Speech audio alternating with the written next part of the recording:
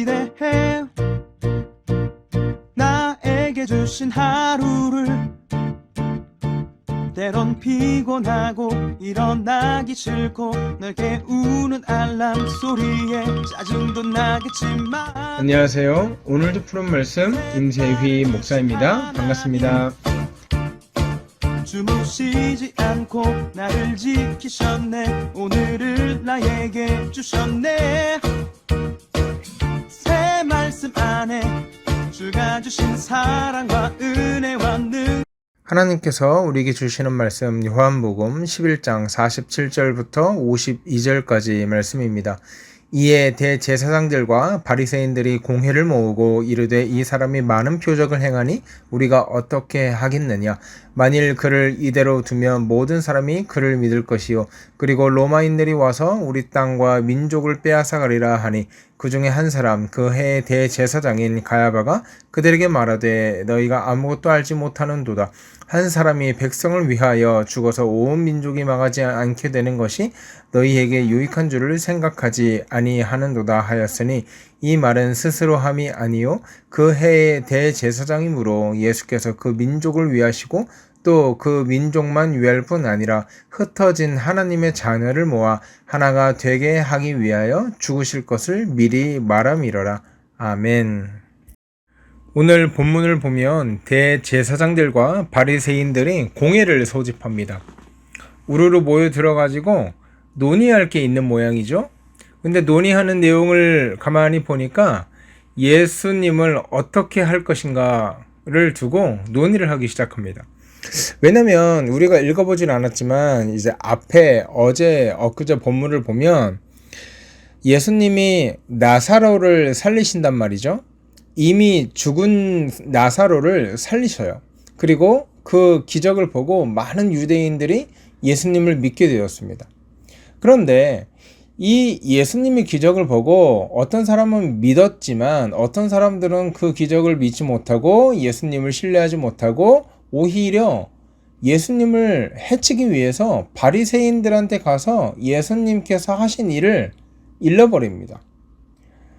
이 얘기를 듣고 바리새인들과 대제사장들이 함께 모여서 야, 예수 이 사람을 어떻게 할까 고민하고 있는 거예요.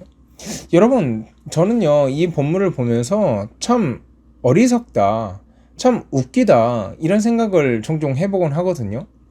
예수님께서 본인의 입술로서 내가 하나님의 아들이다 증언했어요. 또 입술로 증언할 뿐 아니라 수많은 기적과 이적들을 행하심으로 말미암아 본인이 하나님의 아들, 동일한 신임을 공표했잖아요. 그러면 나타나야 되는 당연한 반응은 무엇입니까? 예수 그리스도를 믿음으로 받아들이는 거예요. 아, 이분이 진짜 하나님의 아들이구나. 이분이 진짜 그리스도구나. 이분이 메시아구나 받아들여야 되는 거죠. 그런데 마음이 딱딱해지고 강팍해진 사람들은 예수님을 그리스도로 받아들이지 못하고 오히려 어떻게 하면 예수님을 죽일 수 있을 것인가, 예수님을 해칠 수 있을 것인가 이 논의를 한다는 거예요. 왜 그러냐면요, 48절에 이들이 뭘 두려워하냐면 만일 그를 이대로 두면 모든 사람이 그를 믿을 것이다. 그리고 로마인들이 와서 우리 땅과 민족을 빼앗아 갈 것이다. 그러니까 이들 종교 지도자들이 걱정하고 우려했던 것은 딱 하나예요. 자기 밥그릇이에요. 유대인을 믿고 그리고 자기들의 영적인 지도를 받던 이 유대인들이 예수님한테 넘어가게 되면 자기들의 종교적 입지가 어떻게 돼요? 줄어드는 거거든요. 그러니까 예수님이 하나님의 아들이든 하나님이든 뭐 그리스도든 메시아든 그것과 상관없이 자기 밥그릇은 어떻게든 지켜야 되는 거예요. 그러기 위해서 예수님을 어떻게 하면 제거할 수 있을지 그 논의를 하기 시작합니다. 여러분, 사람이요 참 무서운 게요, 우리가 진리를 알아요. 그리고 무엇이 옳은지도 알고 있어요. 하지만 그것이 내 밥그릇을 조금만 건드려도요 우리는 그것을 부정해 버리곤 해요. 팀 켈러 목사님이 요나서를 설교하시면서 이런 말씀을 하셨어요. 사람들은 타락한 인간은 겉으로 보기에는 대의 명분을 따르고 굉장히 선한 존재처럼 포장을 하지만 그 대의 명분이 내 밥그릇에 조금이라도 손해를 끼치면 언제든지 그것들을 버릴 수 있는 존재가 타락한 인간들이다. 오늘 본문에 대제사장들과 바리새인들이 바로 그랬다는 거죠. 예수님을 죽여 없애야 됐던 거예요. 그가 메시아이고 그가 하나님의 아들이고 그것이 옳고 그른지는 상관하지 않아요. 중요한 게 아니에요. 이미 자기들이 누려야 할 것들을 위협하는 존재였기 때문인 것입니다. 사랑하는 여러분, 우리는 진리 앞에서 어떤 모습을 보이고 있습니까?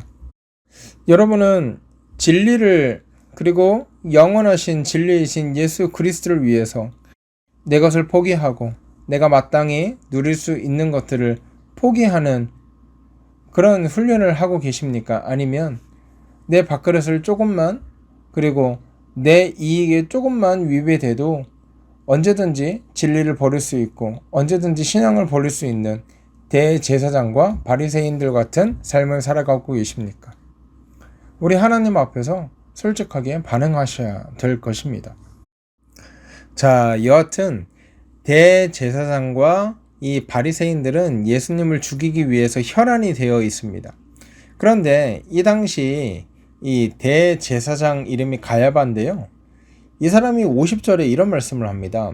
한 사람이 백성을 위해 죽는 것이 민족이 망하는 것보다 낫지 않겠습니까? 그러니까 예수님을 희생시켜서 우리가 사는 것이 낫지 않겠습니까? 이 말을 하는 거예요. 그런데 51절을 보면 이 말은 스스로 함이 아니다 라고 말하고 있어요. 그러니까 가야바도요, 자기가 하는 말이 무슨 말인지를 알지 못하고 지금 얘기를 하는 거예요. 그러니까 생각 없이 뱉은 말이라는 거죠. 이거를 요한이 다시 신학적으로 정립을 합니다. 제가 이거는 쉬운 성경으로 좀 읽어 드릴게요. 이 말은 가야바가 스스로 한 말이 아니었습니다. 그는 그 해의 대제사장이었으므로 예수님께서 유대 민족을 위해 죽게 될 것을 예언한 것이었습니다. 그리고 52절 더 나아가서 예수님께서 유대 민족만이 아니라 사방에 흩어져 있는 하나님의 자녀들을 하나로 만들기 위해 죽으실 것을 예언한 것입니다. 지금 가야바가 의지적으로 한 얘기는 아니지만 그의 말을 통해서 요한이 어떤 신학적 해석을 하고 있어요.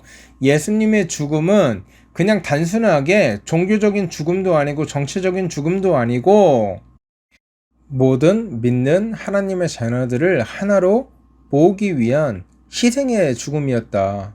이렇게 얘기를 하는 거예요. 여러분, 모든 믿는 하나님의 자녀들을 하나로 모은다. 이거 뭘 말할까요? 교회를 얘기하는 겁니다. 예수님의 죽음으로 예수님의 희생으로 말미암아 교회가 탄생할 것이다. 오늘 이 얘기를 하고 있다는 거죠. 여러분, 우리는요, 교회입니다. 우리가 교회예요. 교회는 성전이 아니에요. 예수님을 믿는 우리가 교회인 거죠.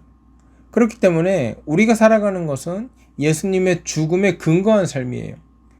그러면 우리는 어떤 삶을 살아가야 될까요? 종교 지도자들과 바리새인들처럼 예수님이 하나님의 아들이라는 것을 수도 없이 들었고 또 심지어 보기까지 했음에도 불구하고 자기들이 누리고 있던 것들이 빼앗길까봐 입을 딱 틀어막고 애써 부정하는 그런 삶을 살아가는 것이 아니라 내가 좀 손해보고 내 것이 좀 빼앗기고 내가 좀 손해보는 삶을 살아간다 할지라도 예수 그리스도를 굳게 붙들고 예수 그리스도를 굳게 믿고 예수 그리스도를 다른 사람들에게 소개하고 전하는 그런 삶을 살아가야 할 줄 믿습니다.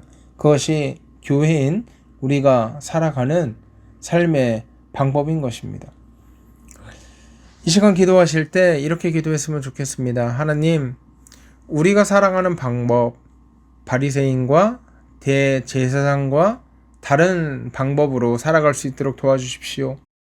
예수님을 대하는 태도가 내 밥그릇과 내 유익에 의해서 좌지우지되는 것이 아니라 어떤 상황에서도 그리스도를 믿는 믿음을 더욱 굳건하게 붙들 수 있도록 하나님 은혜 내려 주시옵소서. 그렇게 기도하고 오늘 하루 힘차게 살아가는 저와 여러분 되기를 주의 이름으로 소원합니다. 함께 기도하겠습니다.